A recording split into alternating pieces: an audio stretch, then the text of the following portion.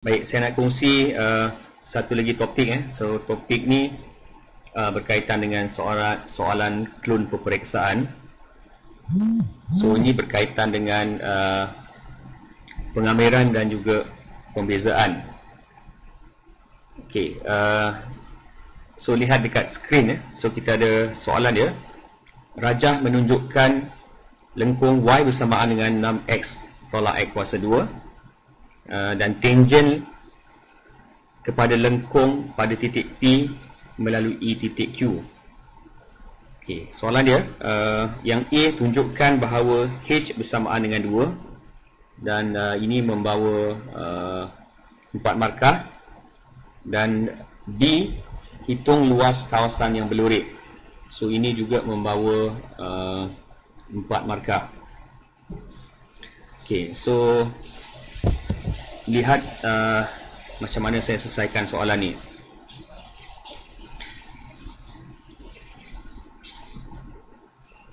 Okey, so kita ada satu persamaan lengkung ataupun satu persamaan kuadratik.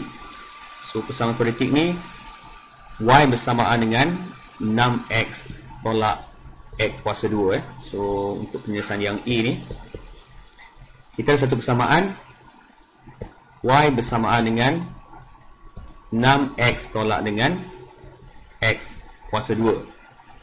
So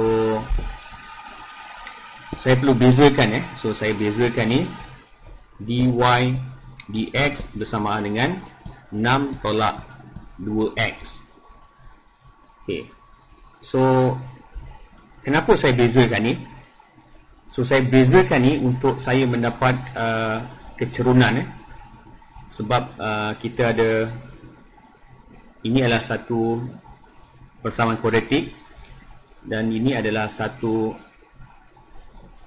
garis tangent. So garis tangent di mana ini pada titik H ataupun pada X bersamaan dengan H. So pada titik H, so bukan pada H, pada X sama dengan H. So pada X bersamaan dengan H, kalau saya namakan dia sebagai kecerunan MH, ini adalah bersamaan dengan 6 tolak dengan 2H. Okay. Dan ini adalah garis lengkung Y bersama dengan 6X tolak dengan X kuasa 2. So bermaksud pada titik P ni, saya boleh tulis juga dia punya koordinat. Ini adalah X1, Y1. Kalau saya namakan dia sebagai X1, Y1, di mana of course dekat sini untuk titik P, X1 tu adalah H, H, dan Y1 adalah, kita boleh tulis 6H, 6H tolak dengan H kuasa 2. Okay, itu adalah koordinat titik P. Baik, sekarang saya ada satu kecerunan. Kecerunan dia adalah MH bersamaan dengan 6 tolak 2H. Dan saya ada satu titik P di mana garis lurus dengan berkecerunan 6 tolak 2H melalui titik P. So maksud dia, saya boleh menggunakan formula Y tolak Y1 bersamaan dengan MX tolak X1. Okay, so dalam kes ni, M ni adalah MH. So Y1 tadi bersamaan dengan 6H tolak H kuasa 2, dan X1 bersamaan dengan H. So kita boleh tulis Y tolak Y1 6H tolak dengan H kuasa 2 bersamaan dengan MH tadi kita dah cari, kecerunan 6 tolak 2H. Okay. X1, okay, X1 adalah X tolak X1. So ini adalah X tolak dengan X1. X1 adalah H. So ini ini adalah satu persamaan garis lurus. So ni persamaan garis lurus. ERSAMA, persamaan garis lurus.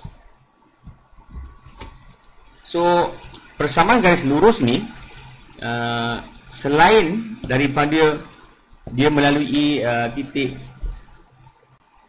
P, dia juga melalui titik Q. So titik Q, kalau kita lihat dekat atas tu, titik Q berkoordinat 5,14. So garis itu melalui titik P dan juga melalui titik Q. So sebab dia melalui titik Q, bermaksud titik Q menyelesaikan ataupun memuaskan persamaan garis yang kita dah cari tadi. So maksudnya okay, saya boleh tulis titik Q memuaskan persamaan garis. Okay, so titik Q adalah koordinat adalah 5, 14. So maksud dia, saya boleh tulis 14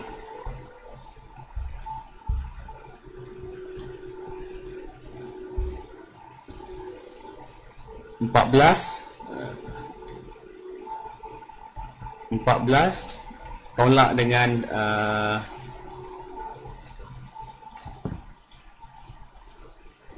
6H ni Y1 6H tolak H kuasa 2 ini adalah Y1 bersamaan dengan kecurunan, di mana kecurunan adalah 6 tolak 2H 5 tolak H. So observe, ini adalah Y1 dan ini adalah silap, H ini adalah X1. So ini adalah Y1. Okay, so seterusnya ini adalah algebra. So kalau kita teruskan, kita akan dapat 14 tolak dengan 6H tambah dengan H kuasa 2 bersamaan dengan 30 tolak dengan 16H tambah dengan 2H kuasa 2. So kalau kita kumpulkan, kita ada ini 2H kita boleh tulis H kuasa 2 16 tolak dengan 10H 30 14 tambah dengan 16 bersamaan dengan sifar. Okay, so yang ini kita boleh faktorkan. So kalau kita faktorkan ni, kita akan dapat H 82 negatif. Okay, so kita akan dapat H tolak 8 H tolak 2 bersamaan dengan sifar. So di sini kita boleh selesaikan, kita akan dapat H bersamaan dengan 8 dan H bersamaan dengan 2.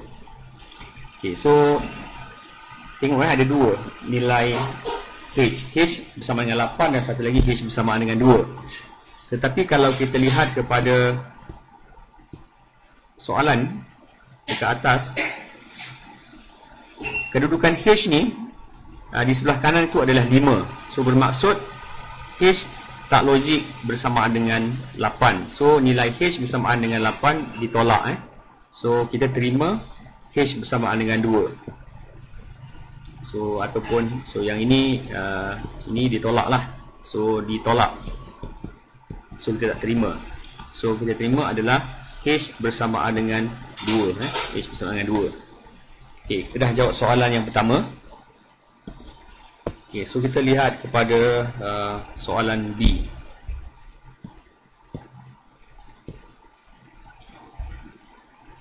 Okay, so soalan B, kita nak cari luas rantau ataupun kawasan yang berlorek.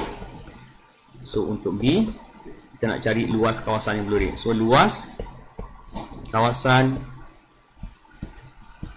berlorek. So kalau kita lihat, ini adalah satu luas yang dibatasi oleh satu trapezium dan satu lengkung satu lengkung kuadratik. So yang atas tu adalah trapezium, di mana formula untuk luas trapezium kita boleh gunakan formula setengah A tambah B darab dengan saya namakan sebagai L, kemudian tolak dengan 3 daripada 3 ke 5, 6x tolak dengan x kuasa 2 dx. Okay, cuba observe ni. Ini sebenarnya adalah mungkin saya conteng semula. So kita ada satu garis, kita ada satu lengkung. So kita nak cari yang ni kan.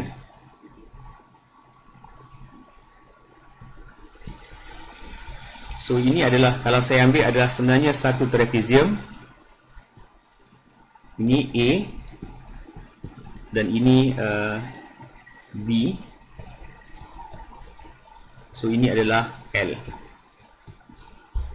Okay, kita nak tolakkan dengan satu lengkung ataupun pasang kuadratik yang dibatasi daripada titik 2.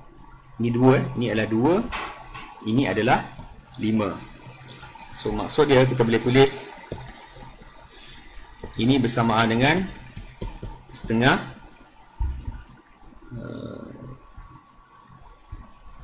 setengah 8 8 tambah dengan 14. So kalau kita kira, ini adalah nilai Y dia adalah 8 sini ini adalah 8 dan ini adalah 14 Check balik, ini 8 14. So dan dia punya lebar ni 5 tolak 2 bersamaan dengan 3. Dan kemudian kita tolak dengan kamiran daripada 2 ke 5 So kita dapat kamiran daripada kamiran daripada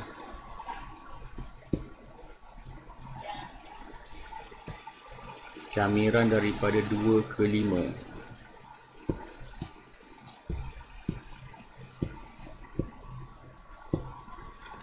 Sekejap saya cek. H bersamaan dengan 2. 2 okey, sorry. H bersamaan dengan 2.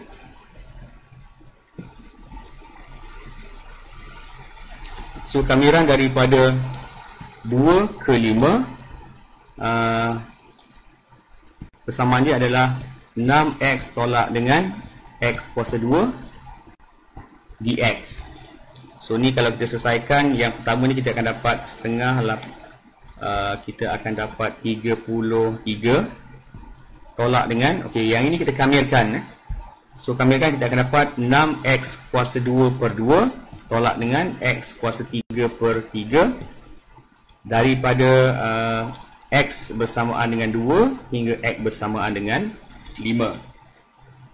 So ini so kena berhati-hati dia taklah susah, tapi ada tendensi untuk kita buat silap. 33 tolak dengan ini 6 bagi 2 3 3. So 3 5 kuasa 2 tolak 1 per 3 5 kuasa 3 tolak dengan, saya letak kat bawah,